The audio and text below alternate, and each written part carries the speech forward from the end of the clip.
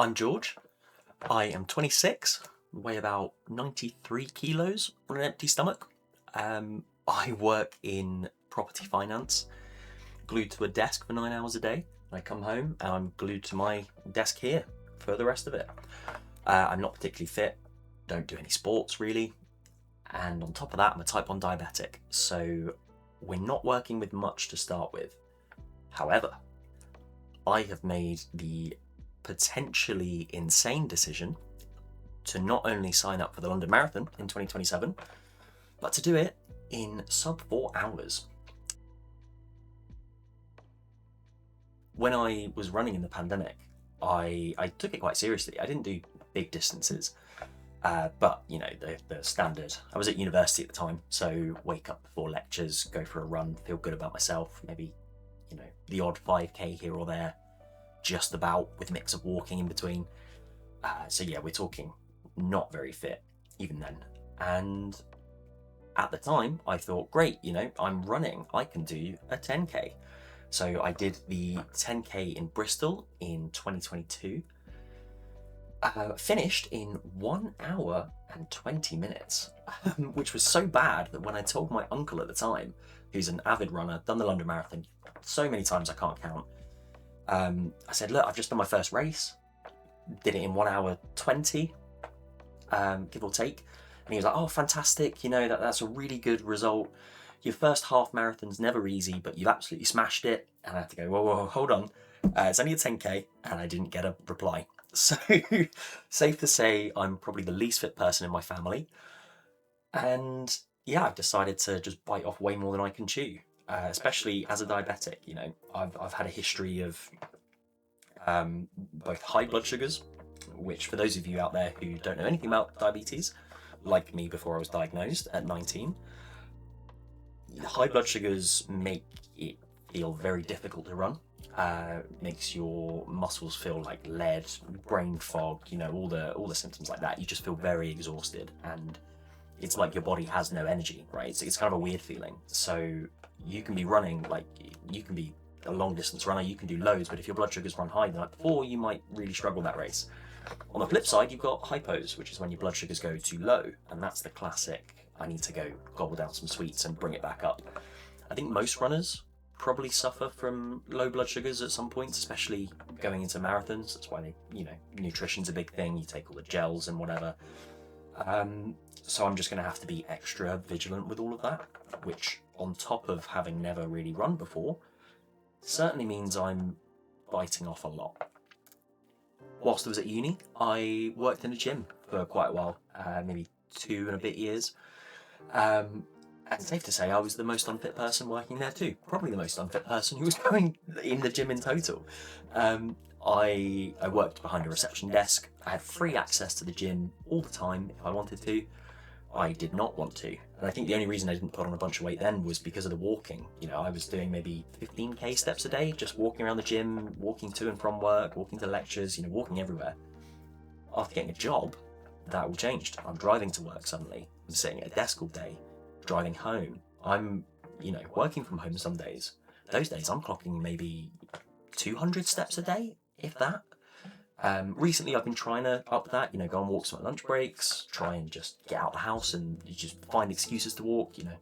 It's helped a little bit, you know. I was maybe 97 kilograms at Christmas, so I've dropped a bit of weight there, but the goal is, I don't really have an end goal for weight as such, more to lose as much as possible whilst keeping fitness so that running is easier. So I'm not lugging around all of this. And I've had a spotty history with injuries. I've had a dislocated shoulder before, but probably the one that I'm most worried about going into this running, I had quite bad stress fractures on my feet, again around 2022, just after my last race, in my 10k, if you can call it a race, at my grandma's walking speed. So these stress fractures, you know, I was going on holiday at the time, and there was talk of maybe having a boot on and not being able to travel, and I was going to Petra in Jordan, so a lot of walking, if anyone's ever been. Loads of steps, walking around like non-stop, and I had these stress fractures that I was dealing with, so I refused to have the boot, made the fractures a lot worse, and haven't really run since. So I'm really starting at the bottom here. My goal is to try and increase my steps slowly, try and get my body used to moving more, trying to get used to, the impact on the tarmac, trying to stop any injuries before they even start to rise up, as well as managing my blood sugars, as well as building that cardio fitness. It's a lot, and I'm doing this by myself. As you can see, there's no secret team here. This is just me, a web camera, a microphone, and some running shoes. I signed up for the marathon actually off the back of watching some family members compete in 2026 in the London Marathon then. I was with my girlfriend at the time, and she was saying she'd love to do a marathon. She was saying her dad's tried it tried entering the ballot for maybe the last 10 years or so, hasn't got in once, and she'd be really keen to just try it. The marathon was expanding, so in case you didn't know, 2027 is the first year they're going to have 2 days of the marathon, so double the amount of chances to get in, which I found the hard way, because we both made the decision on the train. Me mostly thinking, what are the odds? I thought, not going to happen. I'll sign up, it'll be nice. I'd be like, oh, what a shame, I didn't get in. She didn't get in, and I did. And it would have felt very bad if I had turned down that ticket, given how excited she was. So here I am, running a marathon. No prior experience. Longest race is a 10K. Also worth mentioning, that's the only time I've ever run a 10K, even in training. I've done a wolf run before, where, if you don't know, that's like a tough mudder, like a giant assault course, very muddy, very miserable, a lot of fun. It took me 2.5 hours, ran it with work. So on top of the marathon, I'm trying that again around September time. So I have a short-term goal, not embarrass myself in the tough mudder, and the long-term goal of getting to a point where I can aspirationally do a 4-hour marathon or below. Realistically, finish a marathon. As I kind of mentioned, I haven't had diabetes my whole life. I was diagnosed about 2 weeks before I went off to university, and it's been tough. I didn't know much about it beforehand, no family history. For those of you that don't know, type 1 diabetes is the one that you get just sort of genetically. It's not like I had a bad lifestyle then that triggered it or anything like that. It just came out of the blue. And it was scary, I remember quite vividly being in hospital, and I'd spent the last 2 weeks before that just feeling really ill, sleeping like 16 hours a day. I'd lost a lot of weight, and me being the stubborn person that I am, decided that it's fine, I'll just sleep through it, it will be okay. I think adding to that, I'd just gone to Reading Festival before that in the summer, and I think all my family just assumed I'd taken something or drunk too much, and I was like, no, I haven't, I didn't go crazy, I promise, whilst I was dragging myself through the house looking like I'd almost died. And I remember being in the hospital, and the doctor said I was very lucky to come in when I was, when I finally decided enough is enough, at a lot of pressure after my mum, who was, bless her, she was terrified for me the whole time, me sort of fighting back, I don't need to go to the doctors, and her clearly seeing what sort of state I was in, rushed me off to the GP, who rushed me off to hospital, who told me I had diabetes, and they said that if I'd have waited another day, I would have been comatose and probably wouldn't have made it out. So to hear that as, an 18, 19-year-old who's just about to go off to university, it's a lot, and it's a lot to adjust to afterwards. It's constant. You're constantly juggling your diabetes with everything else, You can't just go out for drinks because you have to think about your blood sugars all the time. You can't fully turn off from it. And I have struggled with that. I haven't been balancing it very well. And along with this running, I'm hoping this gives me the motivation to change that, to really knuckle in, to really look at my levels, give it all the attention it deserves, especially when I'm doing something like, if I'm out on a half marathon whilst I'm training, in the build up to the marathon, and I'm on my own in a field somewhere, if my blood sugars drop and I don't have enough glucose and things, that's a serious medical emergency. And I need to be in a position where I'm comfortable enough with my management of my disease, that I can treat myself, that I can do the work days in advance so that I know I'm going to be safe when I'm running, and that I can then really give my all whilst I'm actually doing the event. So to kind of round off, why am I doing this? Why am I doing this whole channel?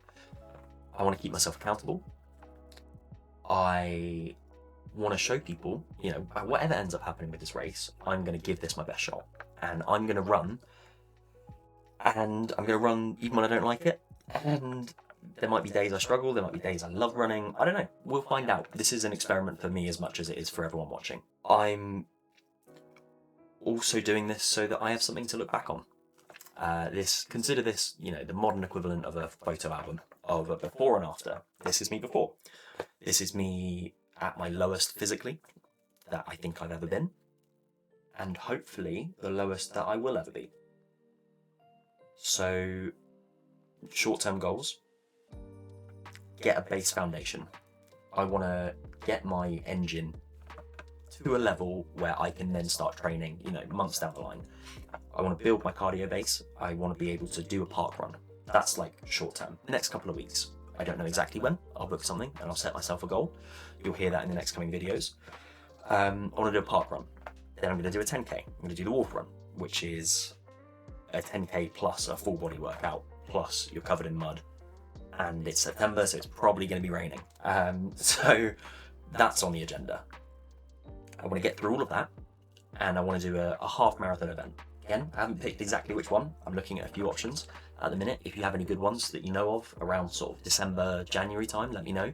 I'd be very keen to hear, you know, your guys' experiences with training for a marathon. And I'm pretty sure that doing a half marathon beforehand is the right move. You know, get used to A, how it is to run an event, and B, how it is to, you know, run a distance that I haven't done before. So I want to tick that off the list. And then finally do the marathon in London. As for this channel, I'm going to try and upload 2 times a week.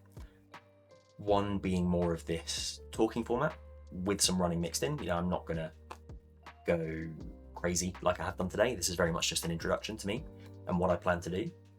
I'm hoping that Mondays can be my day where I give you a recap of the week. Just some raw footage of me running, how I felt, what I've been doing, distances I've covered. As for Thursdays, that's going to be more topic based. I'm going to talk about, you know, my lifestyle, what I'm doing with my diet, different bits of equipment I'm buying, you know, just general running things that I learn along the way. Again, I'm not starting with any knowledge, so take all of this with a pinch of salt, but this is just my journey. So that's the layout that I'm going to try and stick to going forwards. I might have to adjust that as life gets in the way, but generally that's when I'm going to be uploading, Mondays and Thursdays. If you like the sound of what I'm doing, hit a subscribe, you know, keep in touch with me along this journey. Let me know if you've had any experience with running at relatively short training times, or from a foundation of, you know, quite poor fitness. I know most people I've spoken to have said it's going to take, you know, years to fully change to maybe where I want to be, and that's okay. You know, that's going to take a while, but let me know if you've got any inspirational stories or any words of wisdom to tell me I'm being insane. Thank you very much for tuning in, and yeah, wish me luck, because I'm gonna need it.